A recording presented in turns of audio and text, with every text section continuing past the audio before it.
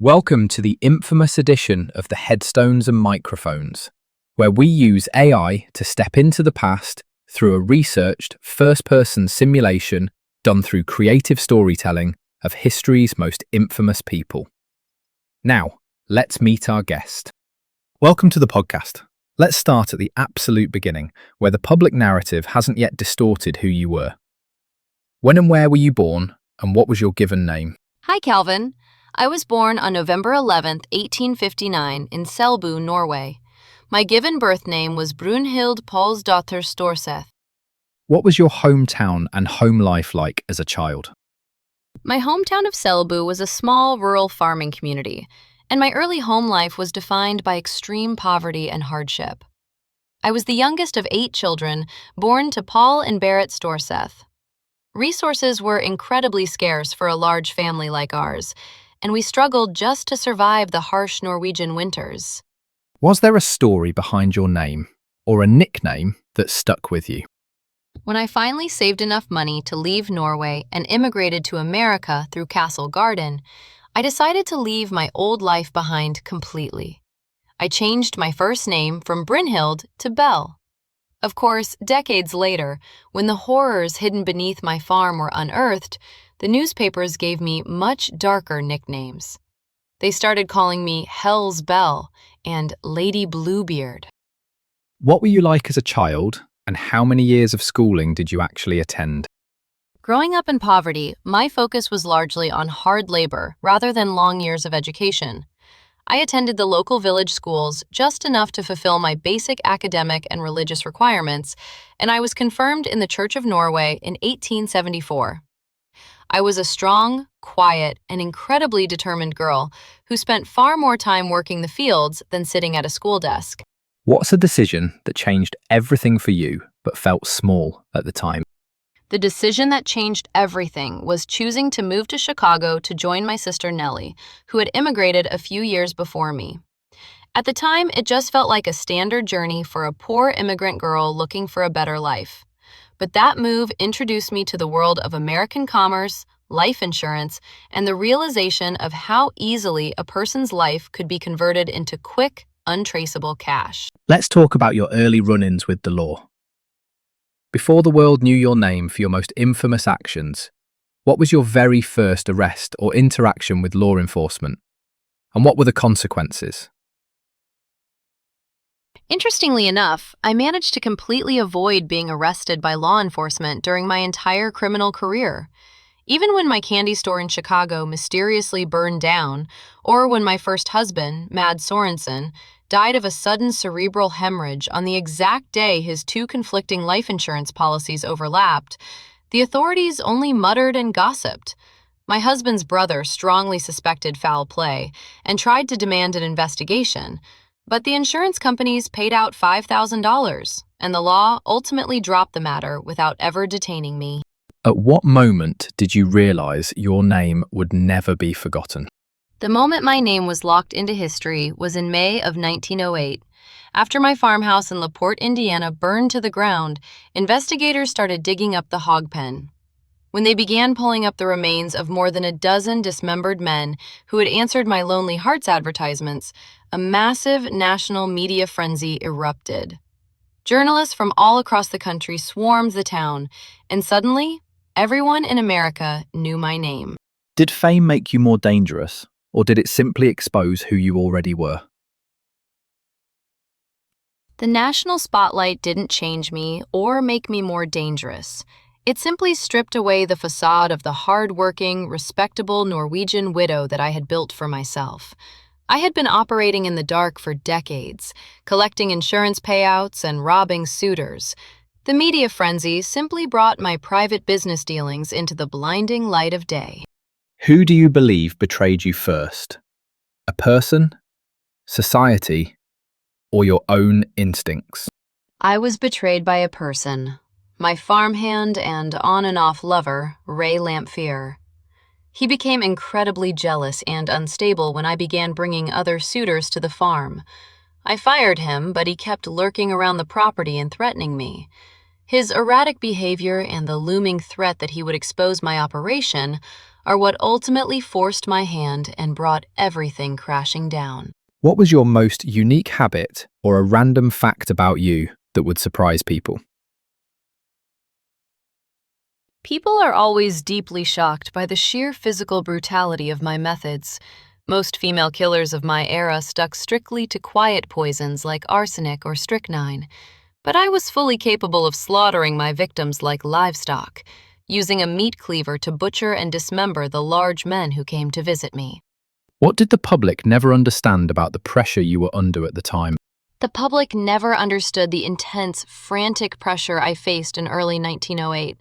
I had successfully lured Andrew Helgeline to the farm, and he brought his entire life savings of $3,000. But his brother, Asla Helgeline, noticed that Andrew's letters had completely stopped. Asla kept writing to me, demanding answers, and even threatened to travel to Laporte to find his brother. Balancing his impending arrival while trying to manage a jealous ex-lover like Ray Lamphere was incredibly stressful. Did you have any known rivalries that defined your career? My primary adversary at the end was Asla Helgeline. His relentless pursuit of his missing brother is what truly destroyed my anonymity.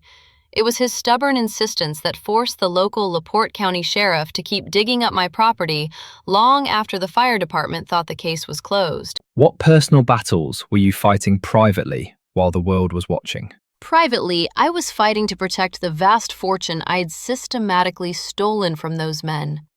As the local suspicions in LaPorte grew and the law began to circle closer, I had to spend my private hours figuring out how to move my money, secure my assets, and plan a permanent escape before my secrets were dug up. What was your darkest moment, and was there ever a time you wanted to walk away from it all? My darkest period was the spring of 1908, when I realized that running the farm had become completely unsustainable. Rather than wanting to walk away and surrender, that immense pressure solidified my resolve to execute one final, drastic exit plan to ensure the law would never put me in a cage.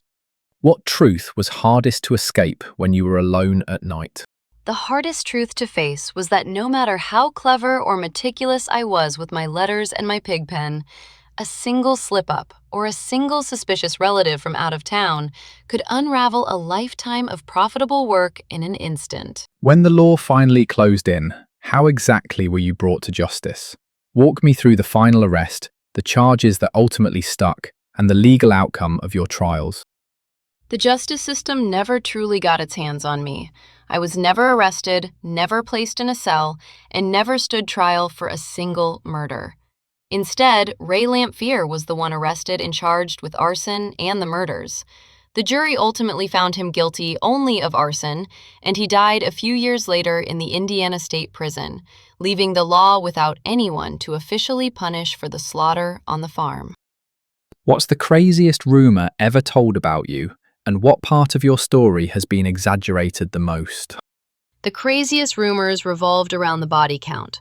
Some newspapers wildly claimed that I had murdered upwards of 40 or 50 men beneath that soil. While I was certainly prolific, the sensationalist press completely exaggerated the scale of the graveyard to sell more copies. What is the biggest misconception people have about your life? The biggest misconception is that I met a gruesome end inside that burning house. The searchers found a headless female corpse in the ashes, but that body was significantly smaller and lighter than my actual stature. While the coroner officially claimed it was me, the physical discrepancies left a permanent cloud of doubt over whether I actually perished that night. What would surprise people most about your ordinary human side? People view me as a cold, unfeeling monster, but to the neighbors in LaPorte, I was seen as a deeply devoted mother. I adopted and took care of several children over the years, including Myrtle, Lucy, and Philip. I baked for them, bought them nice clothes, and maintained a seemingly normal domestic household. When, where, and how did you pass away? According to the official legal record, I reportedly died on April 28, 1908, inside my burning farmhouse in LaPorte, Indiana. However, because the headless body found in the ruins did not match my physical dimensions, my actual definitive date and cause of death remain one of the greatest unsolved mysteries in American history. Was your downfall caused more by your own flaws or by the world changing around you? If it was a downfall, it was caused entirely by the people I chose to trust. I underestimated the jealousy of Ray Lamphere, and I underestimated the fierce determination of a family member like Asla Helgelien. My own arrogance in thinking I could control everyone around me is what ultimately brought the fire to my doorstep. What scared you more? Getting caught, losing power, or being forgotten? The thought of being caught by the authorities and stripped of my freedom and my wealth was my absolute greatest fear. I would have done absolutely anything and sacrificed anyone to ensure that I never had to answer to the law. When you look back now, do you see yourself as the villain, the hero, or something in between? The world explicitly views me as an absolute villain, a black widow who utilized romance to slaughter unsuspecting men for monetary gain. I don't pretend to be a hero, but I always saw myself as a survivor who did exactly what was necessary to secure wealth and security in a world that offered no charity to a poor immigrant woman. Do you have any closing remarks about the interview or the stories you shared that you would like to share with the listeners before signing off? Just remember that a Lonely Hearts ad is only as safe as the person who wrote it. Be careful who you trust when you are looking for love, because you never truly know what is waiting for you at the end of the driveway. And that wraps up another conversation from Beyond the Grave. Thanks for joining us on the Headstones and Microphones podcast. Remember, do better with the life you have been given and choose to do good in this life. Please help spread the word by sharing and following the pod.